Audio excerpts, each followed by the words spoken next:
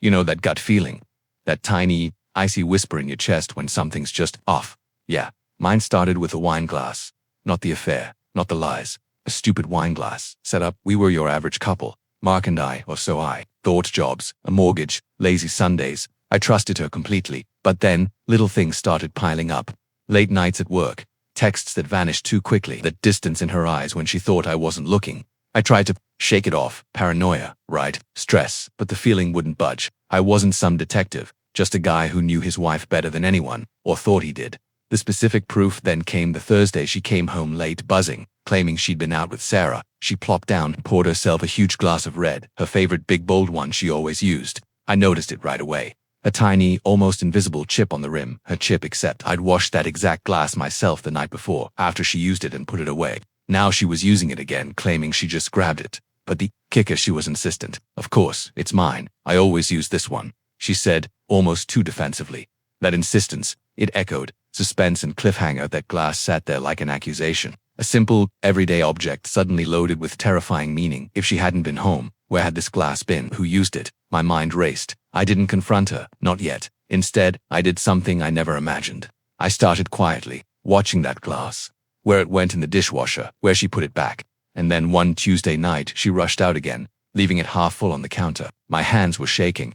I picked it up. It felt heavy with secrets. This wasn't paranoia anymore. This was proof. Sitting right there in my palm, I knew what I had to do next. I had to follow the glass. And what I found. Pause. Well, that's when everything shattered, but how it went down. What I saw. That's the part you won't believe. Why this works. Strong hook starts immediately with relatable dread gut feeling tied to the unique object. Human and relatable focuses on the narrator's emotions, trust, doubt, fear. Not just the act. Dimensions everyday life mortgage. Sundays builds suspense. Slowly introduces the little things. Then zeroes in on the specific glass and the wife's insistence, making it significant. Natural keywords. Gut feeling, trust, affair, proof. Wine glass. Shattered, insistent. Secrets are woven in naturally. Cliffhanger ends just as the narrator acts on the proof. I had to follow the glass and hints at the devastating discovery. What I saw. That's the part you won't believe. Leaving the audience desperate for part 2. Simple and natural language uses conversational phrases. Yeah. Stupid. Plopped down. Buzzing. Kicker. Closing parenthesis. YouTube safe. Focuses on the emotional discovery, suspicion, and a specific object as proof. Avoids explicit details, graphic descriptions, or hateful language. The finding is implied but not described. My hands were ice cold around that glass, but my face felt like it was on fire following a glass. It sounds ridiculous even now, but that little chip, it was like a crack in everything I thought was real about us. About her. Sarah, her best friend. Yeah, I called her that night, casual-like, asking if they'd met up. Sarah sounded confused. Me, no, I've been home with the flu all week. Her voice was stuffy, tired. Real that lie about Sarah. It hit me, harder than I expected. It wasn't just a late night, it was a cover story. Suddenly, all those other little things I'd brushed off came flooding back. The new perfume she swore was just a sample. The way she'd jump if a phone buzzed near me, always flipping it face down. The sudden work conferences that never seemed to line up with her actual job calendar. I felt stupid. How long had I been ignoring the signs, chalking it up to stress or my own imagination? Sleep was impossible that night. I just stared at the ceiling, replaying years in my head. Was there someone specific, a colleague she talked about a little too much, an old friend who'd slid back into her DMs? My mind raced through faces, names, possibilities. It was torture. The worst part. The doubt poisoned everything. That sweet gesture of making my coffee in the morning. Was it guilt? Her laughing at my dumb joke, was it forced? Every normal moment felt loaded, fake. I watched her move around the kitchen the next day, totally unaware of the storm inside me. She grabbed that glass again for water, just casually, like it was any other cup. Seeing her touch it, use it like nothing was wrong, it made my stomach churn. It felt like evidence sitting right there in the open, mocking me. I knew I couldn't just ask her, not yet. If she was lying this well, she'd have another story ready. I needed something solid, undeniable. So, I started watching the glass obsessively. Where she left it. When she washed it, did it disappear for hours, days? It became this awful symbol of her secret life. I felt like I was losing my mind, hyper-focused on a piece of kitchenware, but that chip, it was my anchor, my proof she'd lied about where she was that night, where it had been. If I could just figure out where else it had been, who else, I had touched it. Maybe then I'd know the truth, the waiting, the watching, the constant knot of suspicion in my gut. It was eating me alive, and then, Friday came. She texted she was working late again, but the glass, it wasn't on. The counter, it wasn't in the sink. It was gone. and I knew exactly where I had to go. Why this works deepens background, explores the little things, previously mentioned perfume, phone secrecy, fake work trips, showing the pattern of deception, and the narrator's retrospective realization develops. Character shows the narrator's internal struggle, feeling stupid, poisoned out, losing his mind, making him relatable and vulnerable. It shows the wife's obliviousness, heightening the tension, builds suspense, intensifies the focus on the glass as a symbol and potential key, introduces the question of who, colleague, old friend, without answering it, highlights the narrator's. The feeling of being trapped by his own investigation, maintains cliffhanger, ends on a clear action point. The glass is gone. He knows where to go without revealing what he finds or who is involved. Natural keywords: lies, cover story signs, doubt, guilt, secret life, proof, suspicion, truth, deception. Working late are woven in organically. Simple and natural tone. Uses conversational language, casual like, sounds ridiculous, chalking it up. Stuffy, poisoned everything. Not of suspicion. Eating me alive. Human-centric, focuses entirely on the narrator's emotional turmoil, obsessive thoughts, and domestic observations. The wife is seen through his increasingly distrustful lens. YouTube safe continues to focus on the emotional impact, suspicion, and the symbolic object. No explicit content, violence, or harmful description. The potential affair remains implied and unconfirmed. My heart hammered against my ribs like a trapped bird as I pulled into the dimly lit parking garage near her office. Seeing her car there confirmed nothing. She did work late sometimes, but the glass being missing, that was the silent alarm screaming in my head. I parked in a shadowy corner, engine off, feeling like some pathetic private eye in my own crumbling life. Time crawled. Every set of headlights made me flinch. Then, finally, I saw her, walking briskly, laughing softly into her phone. And beside her, him, David, a colleague she'd mentioned casually for months, just a work friend. She'd said once when I'd asked about their frequent lunches, seeing them together, shoulders almost touching, that easy familiarity. It punched the air right out of me. They climbed into his car, not hers, not heading home. I followed at a distance, my knuckles white on the wheel. It wasn't rage yet. It was a cold, sickening dread, mixed with a horrible, detached curiosity. Where would they go? A bar, his place. The anonymity of a hotel. They pulled into the lot of a mid-range chain hotel, one near the highway. My stomach dropped. This wasn't a drink after work. This was planned, calculated. I watched them disappear through the sliding doors, David's hand hovering near the small of her back, a gesture I knew well. My gesture. I sat there in the dark car, paralyzed. What now? Storm in, cause a scene. The thought made me feel physically ill. Instead, a grim determination settled over me. I needed proof, real proof, not just suspicion fueled by a chipped glass and a sickening feeling. I waited, feeling hollowed out. An hour passed. Then, movement. They emerged, looking relaxed, comfortable in their shared secret. She got into his passenger seat again. As his car pulled away, something caught my eye near the hotel's trash bin by the entrance. A glint under the streetlight. My breath hitched. I waited until they were gone, then walked over on shaky legs. There, nestled amongst fast food wrappers, was the glass. Our glass, the one with the tiny chip, empty, abandoned, proof. Picking it up felt like holding a live grenade. The cold glass against my skin was a brutal reminder of the warmth she'd shown me just that morning. The betrayal wasn't just physical. It was the lies woven into our everyday life. The shared coffee mugs, the inside jokes, the trust, all felt poisoned now. Who else knew? Was her friend Sarah covering for her? Did David's wife have any clue? The web of deception felt vast, suffocating. Driving home felt like moving through a nightmare. Her car was back in the driveway. Lights were on. She was home, acting normal. The glass sat on my passenger seat, a heavy, silent witness. Could I walk in there, look her in the eye, and pretend? Could I hide this earthquake inside me? And if I confronted her, what truth would she spin? Would she deny, deflect, blame me? The carefully constructed life we had felt like a house of cards, and I was holding the one piece that could make it all collapse. But when and how? That was the terrifying part I still didn't know. Why this works deepens main conflict, shows the direct observation of the wife with the AP David, confirming the narrator's worst fears and escalating the betrayal beyond suspicion to witnessed. Reality introduces subplot angle, raises questions about the AP's life. Does David's wife know? And potential accomplices. Is Sarah involved in the cover-up? Widening the scope of the deception without answering develops. Different perspective briefly touches on the wife's perspective as seen by the narrator, her ease, her comfort, in the deception highlighting the double life. She's living and deepening the sense of betrayal, acting normal.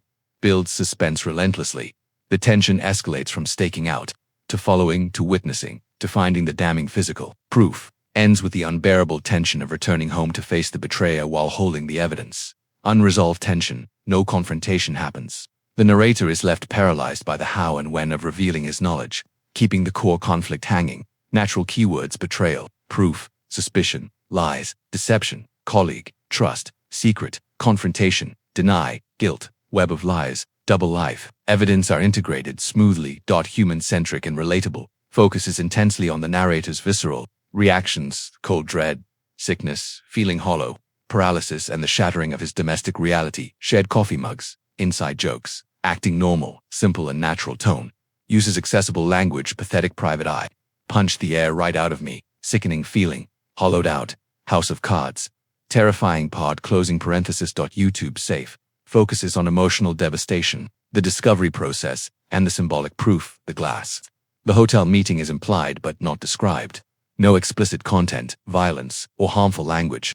Walking into our house holding that glass felt like carrying a bomb.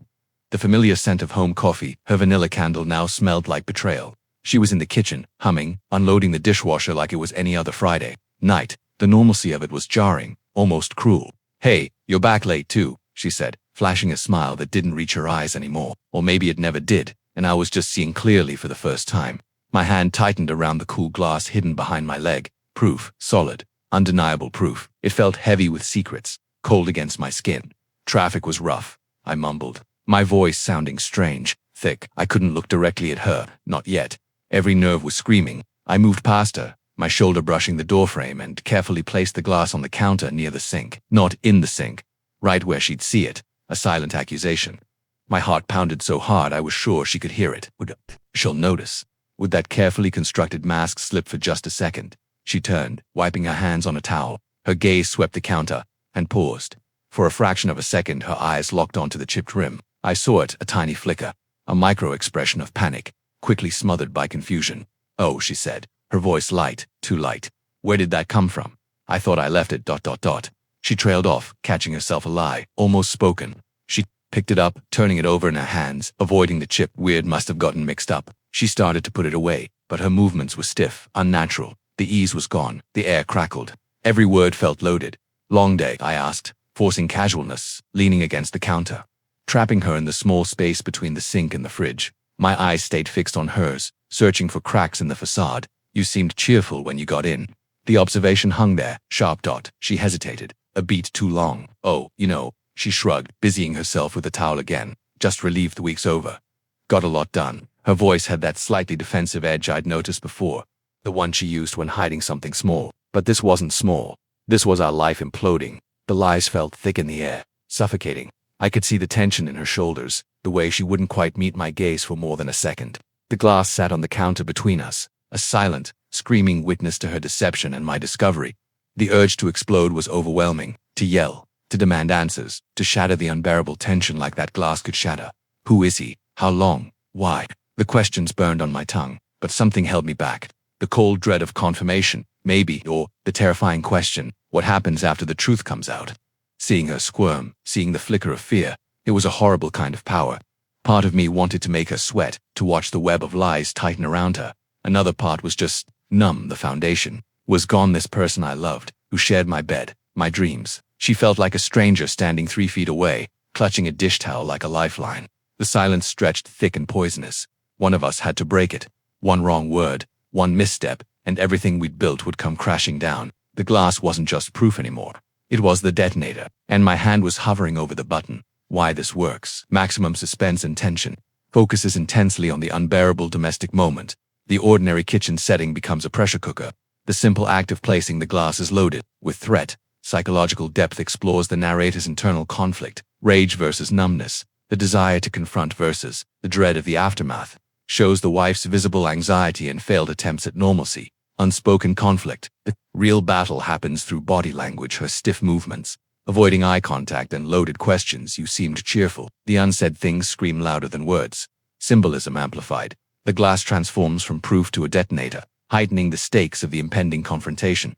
Cliffhanger at peak tension. Ends on the absolute brink, the narrator acknowledging he holds the power to destroy everything, hand hovering over the button, leaving the actual detonation for the climax. Natural keywords: proof, betrayal, lies, deception, tension, panic, confrontation, truth, web of lies, facade, discovery, detonator, breaking point, are woven in organically. Human-centric and raw. focuses entirely on the excruciating emotional, to stand off, the shattered trust, the unbearable proximity, the terrifying precipice of change. Simple and natural tone, uses relatable descriptions, smiled that didn't reach her eyes, voice sounded strange, thick air crackled, silence stretched, thick and poisonous.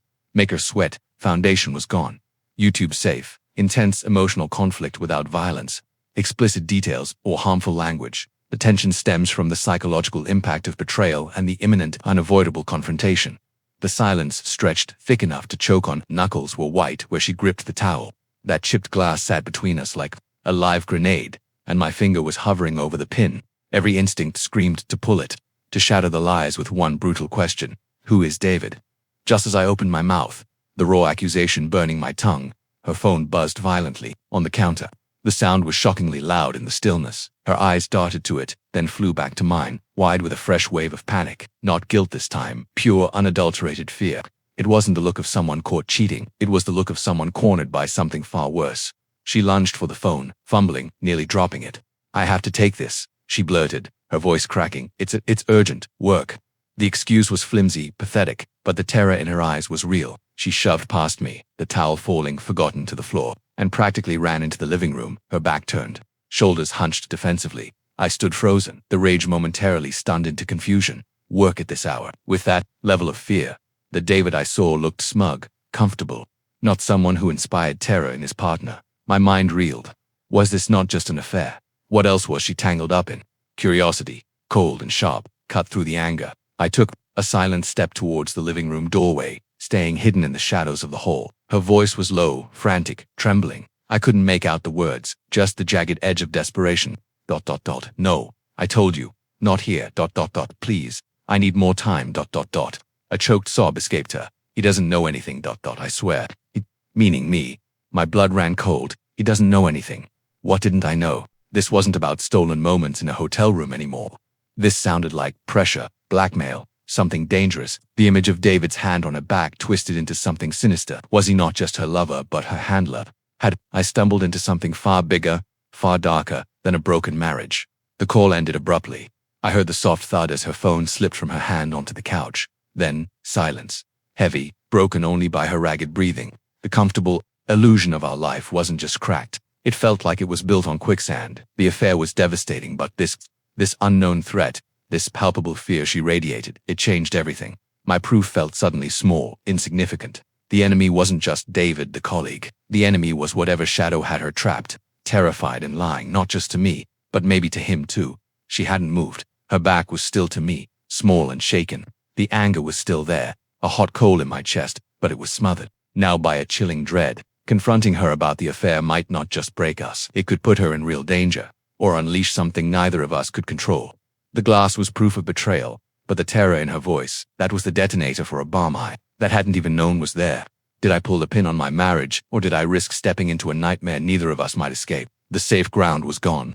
Every choice felt like a step into the dark. Keywords naturally woven in: betrayal, affair, deception, proof, danger, blackmail, threat, fear, consequences, trust, shattered, hidden truth, unknown danger, escalating conflict, moral dilemma, impossible choice, suspense, shock, twist, web of lies. The silence after the call was deafening. She hadn't moved, her shoulders still trembling slightly. The raw fear radiating from her was a physical thing in the room, chilling the air. My anger, a moment ago a roaring inferno, sputtered into something colder, harder. This wasn't just about us anymore. Stepping out of the hallway shadows, my voice was low, cutting through the quiet. Who was that? Sarah. She whirled around, eyes wide, face pale as milk. Fear, then shock, then a dawning horror washed over her features, seeing me standing there. Mark, I didn't hear you. ... Her voice was a ragged whisper. Who was that? I repeated, each word dropping like a stone. It wasn't David, was it? Her flinch confirmed it, and it sure as hell wasn't work. Tears welled in her eyes, but they weren't the tears of simple guilt I'd imagined. These were desperate, terrified. Mark, please, she choked out, backing up until her legs hit the couch. You don't understand. It's complicated. A harsh, humorless laugh escaped me. I found our glass, Sarah, the one with the chip, in a hotel parking lot trash can. Right after I watched you walk into that place with David holding his hand. The words tasted like ash. So yeah, explain the complication. She crumpled onto the couch, burying her face in her hands. For a long moment, only her shaky breaths filled the space. When she looked up, her expression was shattered. David. He's not just my colleague, she started, her voice trembling. He knows something. Something from before we met. A mistake, a stupid, terrible mistake I made years ago. Something I buried, thought was gone. My blood ran cold. What mistake? She swallowed hard, looking sick. Financial, from my first job. I was young, desperate. I cut corners, took money I shouldn't have, covered it up. I thought it was forgotten. Her gaze dropped to her hands, twisting together. David found out. Somehow he dug it up. Years of records, proof that could ruin me, send me to prison. The pieces slammed together with brutal force. The hotel meetings, the secrecy, her terror on the phone.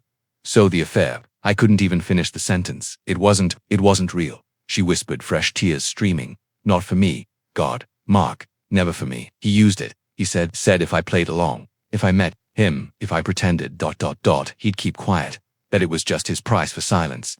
He threatened to expose me, destroy everything, destroy us. She looked at me, her eyes pleading for understanding, for belief. I was so scared of losing you, scared of prison, I thought I could handle it, keep him satisfied, keep him quiet. I thought I was protecting us. Her voice broke, but it just got worse.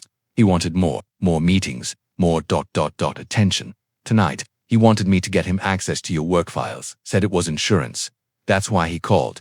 He was angry I hadn't done it yet. He threatened, everything. The room tilted. The betrayal was still there, a gaping wound. She'd lied. She'd met another man. She'd let him touch her, but the context, it was monstrous. She hadn't sought comfort. She'd been preyed upon, blackmailed, trapped. David wasn't just an affair partner. He was a predator exploiting her past fear. The rage shifted, refocusing with laser intensity, not just at her deception, but at the man who had orchestrated this nightmare. My wife sat broken on the couch, a victim of her own past mistake and David's calculated cruelty. The affair felt like a symptom, a horrifying symptom, of a much deeper poison. So, I said, my voice surprisingly steady, the cold fury crystallizing into a plan. David has proof of your past. Proof he uses to force you into that. I gestured vaguely, encompassing the hotel, the lies, and now he wants leverage over me through my work. I took a step closer, looking down at her tear-streaked face. The chipped wine glass, the symbol of my initial heartbreak, felt irrelevant now. We were in far deeper, darker water. Sarah, I said, the name heavy on my tongue. Where is that proof now? Where does David keep it? Her eyes widened, a flicker of desperate hope cutting through the terror. He has copies. Digital, but he keeps the originals. He bragged once, he keeps them in a safe. At his apartment, she swallowed. He thinks it's secure. A grim resolve settled over me. The path forward was terrifying, fraught with risk. Confronting David directly was madness. Going to the police meant exposing Sarah's past crime, potentially destroying her life anyway. But letting him continue, letting him think he held all the power, that was impossible. The betrayal had shattered our world. But David's blackmail threatened to bury the pieces. I crouched down in front of her, meeting her terrified gaze. The love was fractured, maybe beyond repair.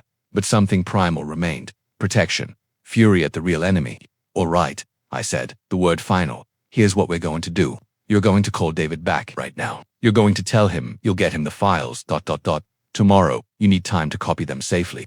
A dangerous plan formed, reckless but necessary, by us one night, just one night. The fear in her eyes warred with a dawning, desperate understanding. Mark, what are you going to do? I stood up, the cold fury, a tangible force. I'm going to pay David a visit, I said, my voice low and dangerous, and I'm going to find that safe. The climax wasn't forgiveness, it was war. The affair was exposed, the blackmail revealed, but the final battle for the evidence in our future, whatever it looked like, was just beginning. The detonator was pressed, we were stepping into the blast. The silence after I laid out the plan was thick with fear, but also a terrifying kind of resolve in Sarah's eyes. She made the call, her voice shaky but convincing, promising David the files tomorrow. I didn't wait. Driving to David's apartment complex, the cold fury inside me was a focused beam. I wasn't breaking in. I waited near his designated packing spot, hidden in the shadows. The weight of Sarah's confession and David's threats pressing down. He arrived home late, arrogant stride intact. As he fumbled with his keys, I stepped out. David, we need to talk about Sarah, about your insurance. The shock on his face was almost worth it. He tried to bluster, threaten, mentioning the evidence in his safe, the prison time Sarah faced. I recorded every word on my phone, my own voice, calm, luring him into admitting the blackmail, the coercion, the demands for access to my work. He was so confident, so sure of his power, he walked right into confessing the entire scheme. The next morning, we We walked into the police station together, Sarah pale but determined. We handed over the recording and Sarah's full, tearful confession about her past financial crime. It was terrifying, admitting her own wrongdoing, facing those consequences. The police moved quickly. David was arrested for extortion and blackmail, his secure safe cracked open by warrant, revealing the evidence he'd used to torment Sarah. Her past mistake meant fines and probation under whistleblower leniency. A heavy price, but not prison. David faced far worse. Our marriage. It was shattered glass, the betrayal of her lies, the meetings, the secrecy. That wound was deep. We didn't magically fix it. Trust wasn't rebuilt overnight. We started agonizingly slow separate bedrooms, painful therapy sessions where the word affair hung heavy even under coercion, learning to talk without the suffocating weight of hidden terror. The relief that the external threat was gone was immense, but the internal damage remained. That chipped wine glass, we kept it not on the shelf, but tucked away, a stark reminder, not just of the night suspicion started, but of the terrifying cost of secrets, the predatory nature of blackmail, and how easily a life can fracture. It reminds us that even under threat, choices have consequences, and rebuilding requires facing the broken pieces, one painful, honest conversation at a time. We're still picking them up. Some days are okay. Some days the ghost of David's laugh or the memory of that hotel parking lot feels too close, but we're trying. Because surviving the blast is one thing. Choosing to build something new in the rubble, that's the real fight every single day. And for now, we're still fighting it together.